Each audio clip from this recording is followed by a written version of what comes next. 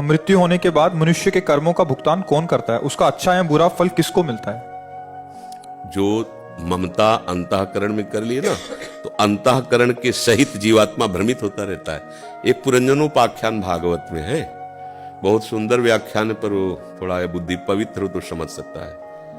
एक राजा पुरंजन नाम था, वो भ्रमण कर रहा था तो जंगल में उसने एक बड़ा सुंदर महल देखा और उसमें 9 दरवाजे थे।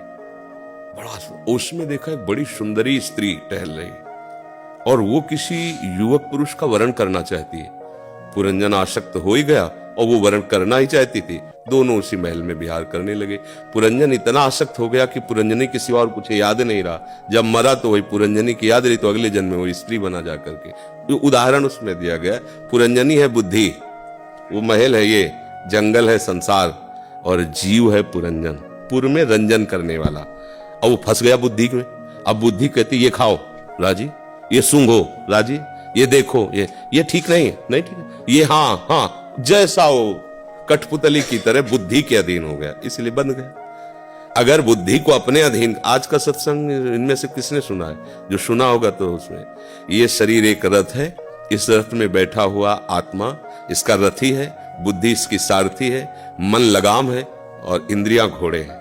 जो बुद्धिमान सारथी हो, घोड़ों की लगाम कस के इंद्रियों को ठीक भगवत मार्ग में चलावे तो मंजिल मिल जाए। पर अब शराब पिए ड्राइवर हो तो पूरा परिवार ही नष्ट हो जाएगा, वो तो ऐसी जगह भिड़ा देगा जा करके। तो ये बुद्धि इस समय शराब के नशे में है।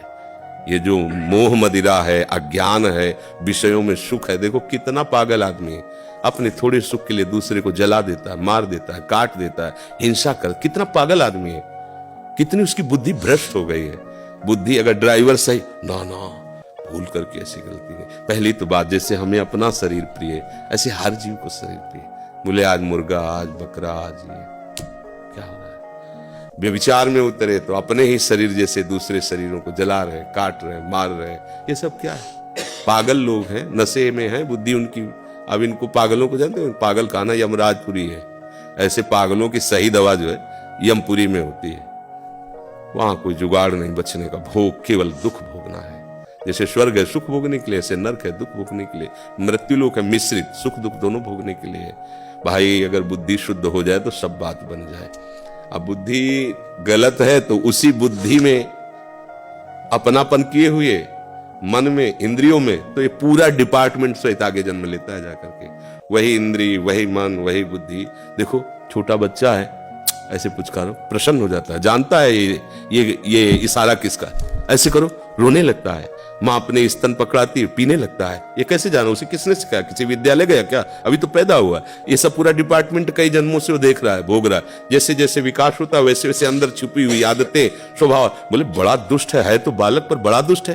बोले बड़ा शुद्ध विवेकी है, छोटा तो बालक गंभीर रहता है। कोई ये क्या पुराने संस्कार उसके इंद्रियों के साथ है। ये खेल तभी बंद होगा जब मन प्रभु में लग जाए, बुद्धि प्रभु में लग जाए, आप प्रभु में लग जाए, इंद्रियां प्रभु में लग जाए, अपना माना हुआ सब प्रभु, तो आप प्रभुमय हो जाएंगे। खत्म हो गया खेल।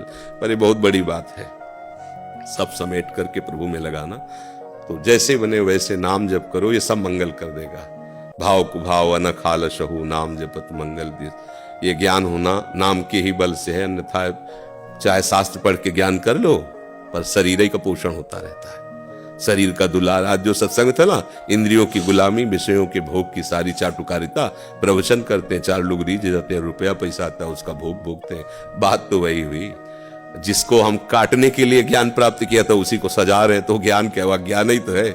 हम अज्ञान को ही ज्ञान के रूप में मान रहे हैं, ऐसा ज्ञान नहीं। ज्ञान तो वही है कि ब्रह्मादि के भोग शब विश्वम लागता है। विश्वत ब्रह्मादि के भोग, ये तो मृत्युलोक के भोग है। स्वर्ग आदि के तो ब्रह्मादि के भोग शब विश्वम, नारायण ब्रज चंद की लगन ले। भगवत प्रेमी महात्मा को कोई लुभायमान कर सके वो केवल कृष्ण है, दूसरा नहीं। अब वो उतनी ऊंचाई पर चढ़ने के लिए प्रयास करो, नाम जप करो, प्रभु से प्रार्थना करो, सब कुछ कर देंगे। क्योंकि देखो हम प्रभु के हैं, इसमें कोई संशय नहीं। प्रभु का अंश जीव है, कोई संशय नहीं। वो अपने अंशी को पुकारे तो बल मिल जाएगा। एक ही बालक स्कूल जा रहा था, बड़ा सा पत्थर रास्ते में पड़ा था, सकरी गली थी। पिता उसे छोड़ने आया था और दूर से खड़ा देख रहा है। बालक प्रयास कर रहा है, पत्थर नहीं हटा पा रहा, हार के बैठ जाता है। तो उसने कहा तेरे को बैठने की जरूरत नहीं है, अभी मेरा जो बल है वो तेरा ही बल है। अभी तू पूर्ण बलवान नहीं है, तेरा पूर्ण बल होगा मेरा बल लगाकर, तू मेरा बच्चा है, चल। और लगाई ताकत, उसको अलग कर दिया। तो हम तो हैं बच्चे, माया के पत्थर को नहीं हटा सकते अपने मार्ग से, तो हम पुकारे अपने पिता को, और भगवत बल आ जाएगा तो फिर वो 1 सेकंड में बना देंगे। मामेव ये प्रपद्यन्ते, तो माया में ताम तरन्ति थे। अब क्या होता है, हम अपना बल लगा के जब हार जाते तो फिर विषयों का सेवन करने लगते हैं, पर ये याद नहीं आती कि हमारा बल अधूरा है, हमारा बल पूरा तभी होगा जब अपने अंशी प्रभु को पुकारेंगे। उनके पुकारते ही उनका बल तो बड़ा आश्चर्य में बल है।